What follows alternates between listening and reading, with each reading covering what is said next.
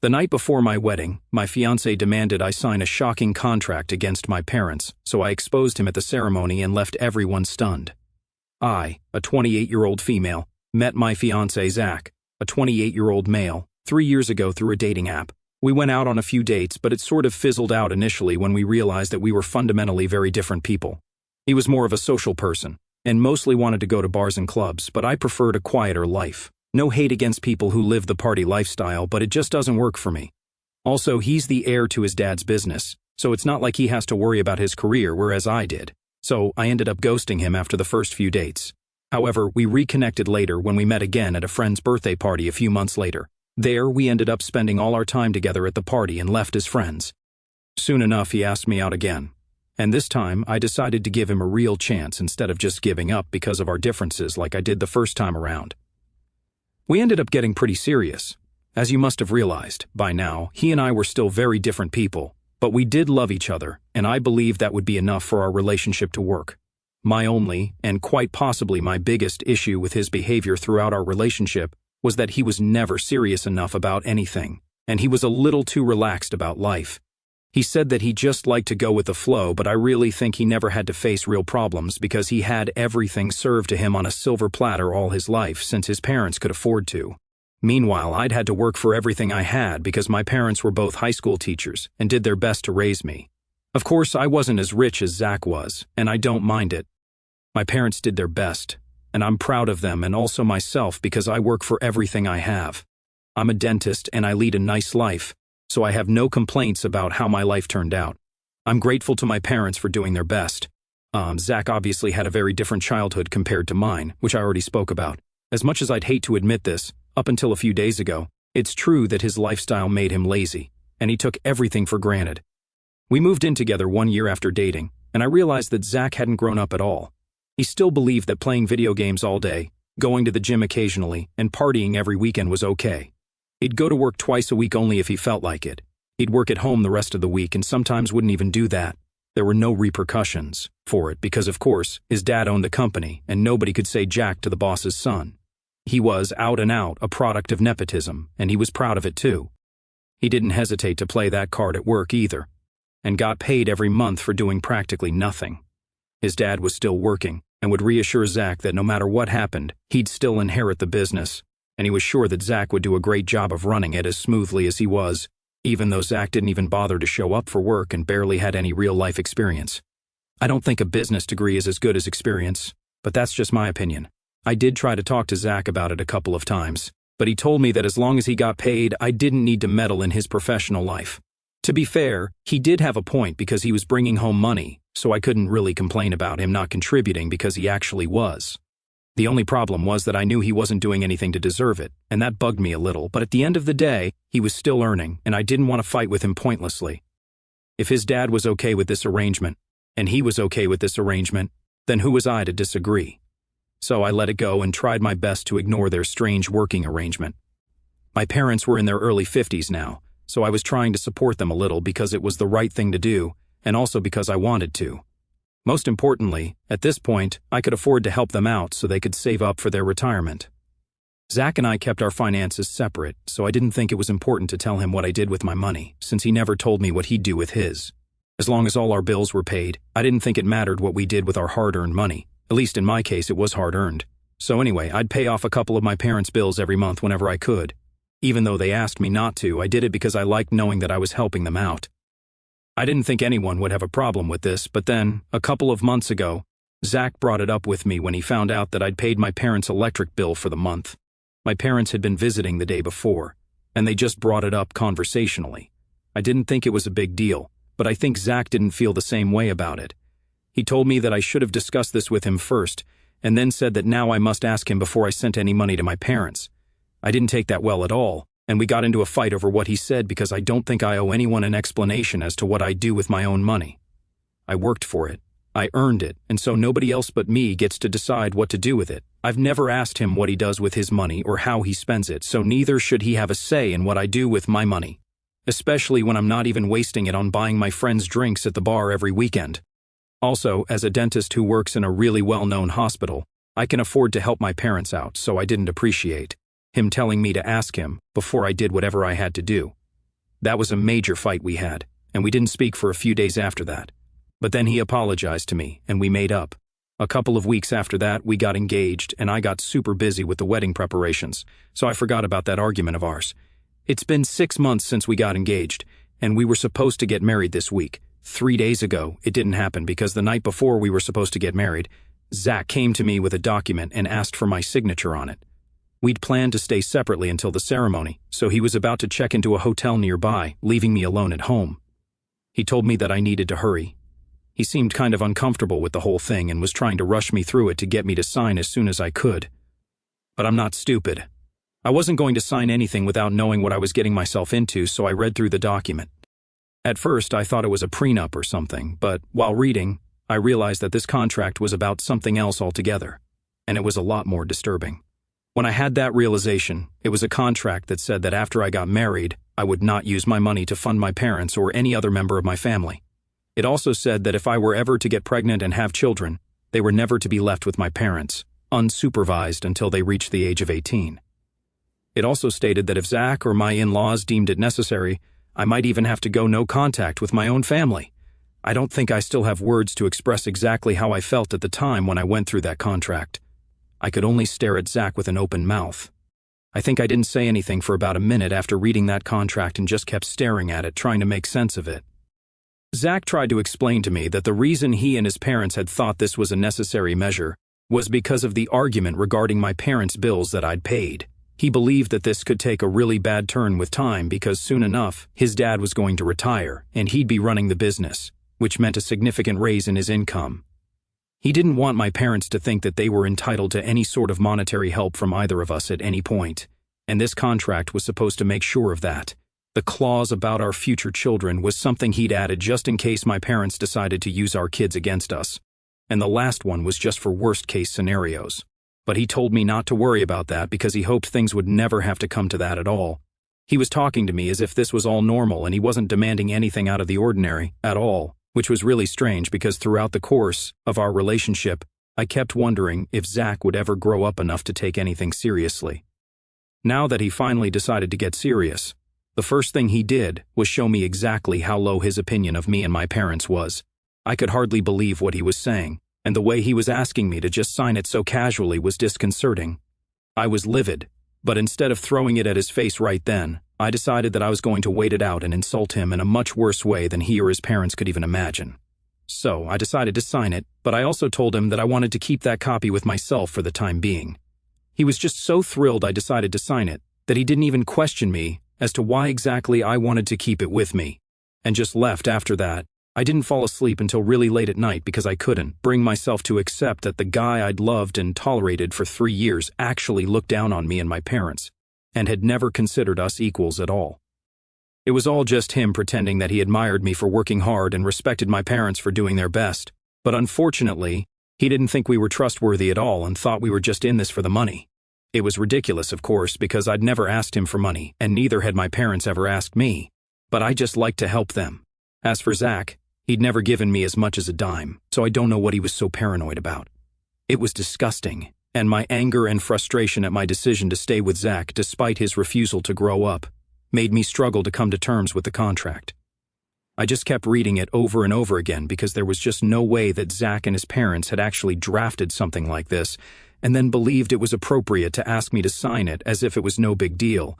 To say that I was furious would be an understatement, and I felt like I really had to get my revenge and make sure he and his parents felt just as awful and humiliated as they'd made me feel.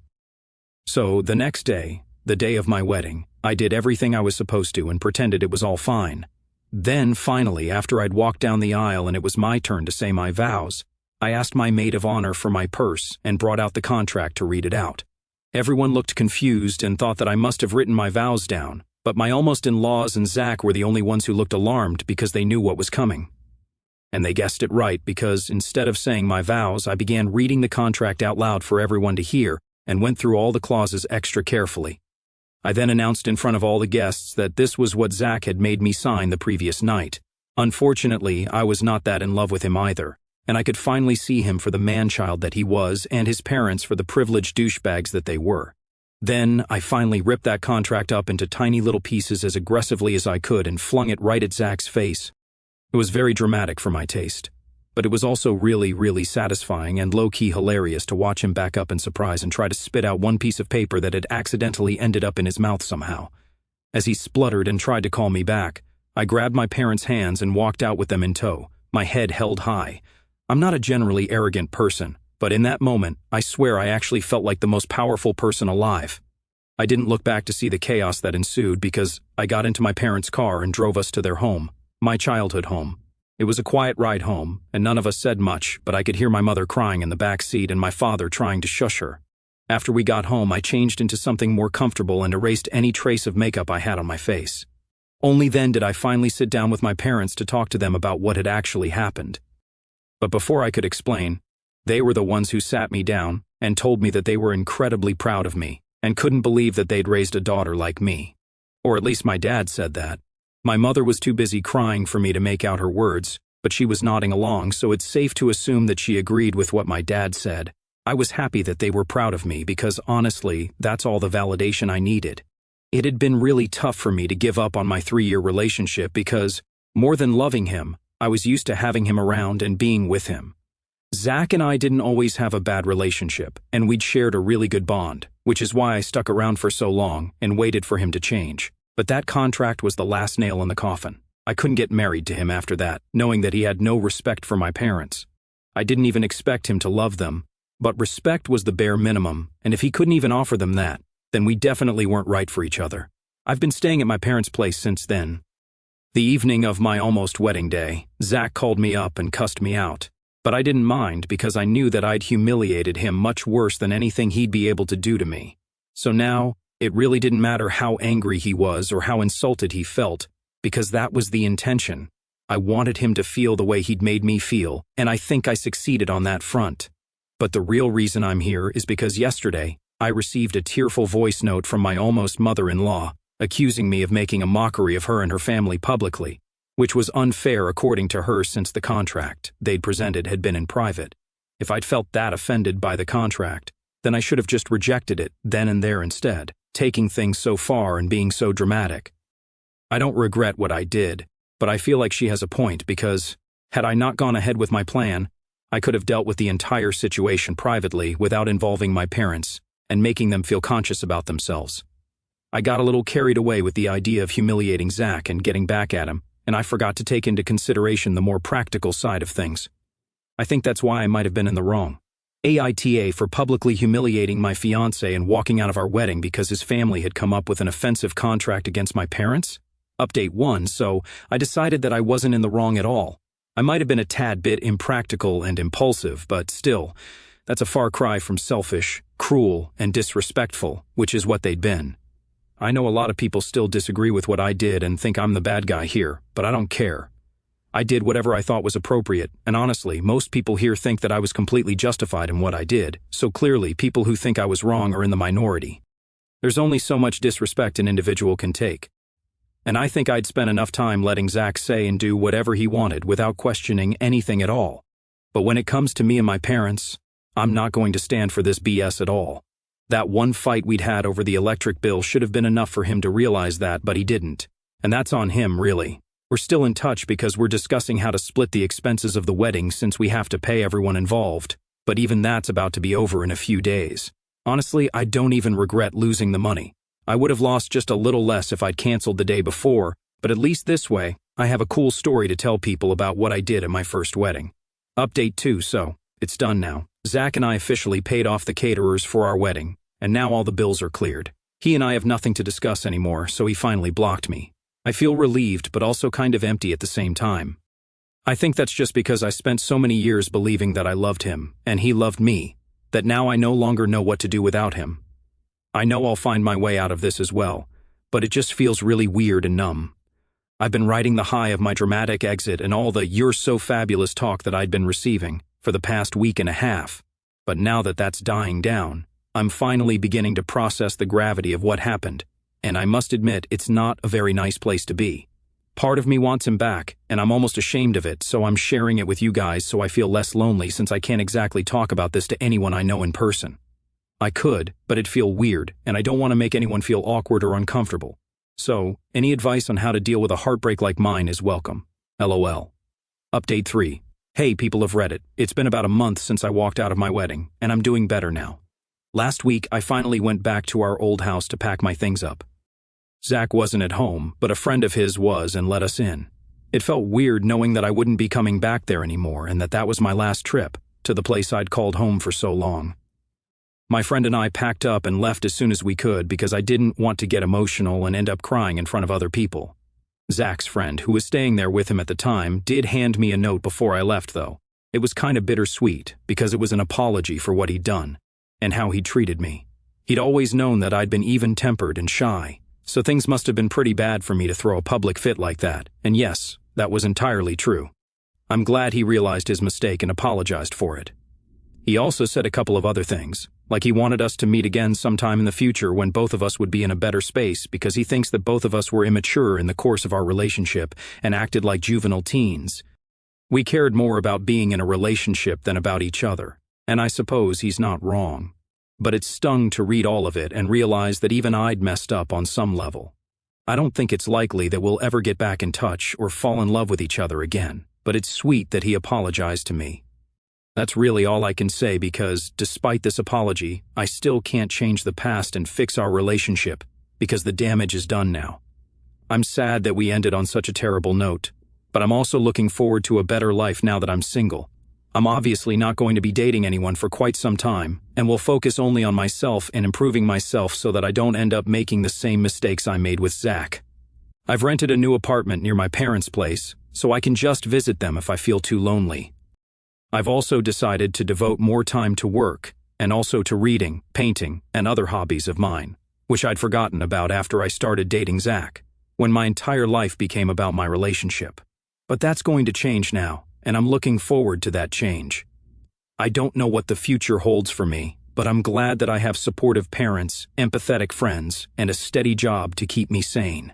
It's been a little over a month since I walked out of what was supposed to be my wedding day, and I'm still trying to wrap my head around everything that happened, sitting here in my new apartment, surrounded by half-unpacked boxes and the quiet hum of my own thoughts. I feel like I'm finally starting to process the whirlwind of emotions that have been swirling inside me. There's this strange mix of relief, anger, sadness, and, oddly enough, hope that keeps bubbling up, and I'm learning to sit with it all, even when it feels overwhelming. When I first read that contract Zach shoved in front of me the night before our wedding, it felt like someone had punched me in the gut. I remember staring at the words, my hands trembling as I held the paper, trying to make sense of how the man I'd loved for 3 years could think so little of me and my family. The clauses about not supporting my parents, keeping our future children away from them, and potentially cutting them out entirely. It wasn't just offensive, it was a betrayal. It was like Zach and his parents had taken everything I valued about myself, my work ethic, my loyalty to my family, my independence, and twisted it into something untrustworthy, something to be controlled. I felt humiliated, not just for myself but for my parents, who had done nothing but love me and raise me to be the person I am today. That night, as I lay awake, rereading the contract over and over, the anger built like a storm. I was angry at Zach for his arrogance, for thinking he could dictate my life with a piece of paper. I was angry at his parents for assuming my family was after their money, as if we were some kind of scheming opportunists. But more than anything, I was angry at myself. How had I let this relationship go on for so long? How had I ignored the red flags? His laziness, his entitlement, the way he brushed off my concerns about his lack of responsibility? I'd convinced myself that love would be enough, that our differences could be bridged with patience and compromise. But that contract was a wake-up call, a glaring neon sign that Zach didn't respect me or the values I held dear. When I made the decision to confront him at the wedding, it wasn't just about revenge, though I'd be lying if I said that wasn't part of it. It was about reclaiming my dignity. Standing there in my wedding dress, holding that contract in front of everyone, I felt a surge of power I'd never experienced before. Reading those clauses out loud, watching Zach's face turn pale, seeing his parents squirm, it was cathartic. I wanted them to feel the weight of their actions, to understand how deeply they'd hurt me. Ripping up that contract and throwing it in Zach's face was dramatic, sure, but it was also my way of saying, you don't get to control me, you don't get to define who I am. In that moment, I felt like I was taking back every piece of myself I'd compromised for him over the past 3 years. But as satisfying as that moment was, it didn't erase the heartbreak that followed. Walking away from Zach, from the life we'd built together, was one of the hardest things I've ever done. We weren't always a bad couple. There were moments, lazy Sunday mornings, late-night talks, silly inside jokes, that made me believe we could work. I loved him, or at least I loved the version of him I thought he could become. I held on to the hope that he'd grow up, that he'd start taking life seriously, that he'd see me as an equal. But that contract shattered that hope. It showed me that the man I loved didn't exist. Not really. He was a projection of my optimism, my willingness to see the best in him even when he didn't deserve it. The days after the wedding were a blur of conflicting emotions. There was the high of standing up for myself, buoyed by the support of my parents and friends, who told me I'd done the right thing.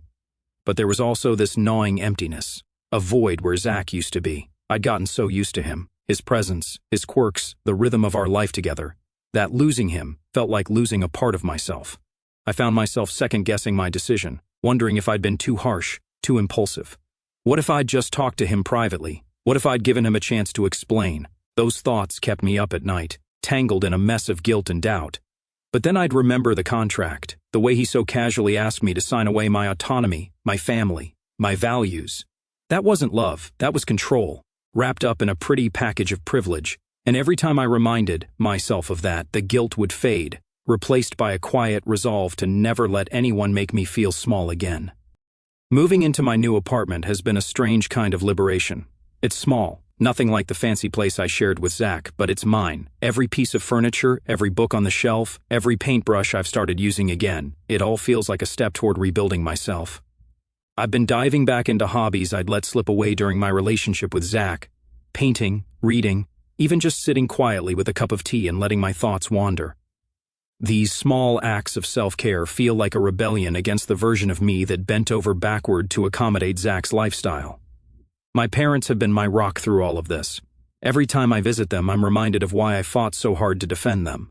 They're not perfect, but they're kind, hard-working people who raised me to value integrity over wealth. Seeing my mom's tears and my dad's quiet pride on the drive home from the wedding broke my heart, but it also strengthened my resolve. They didn't deserve Zach's judgment, and neither did I.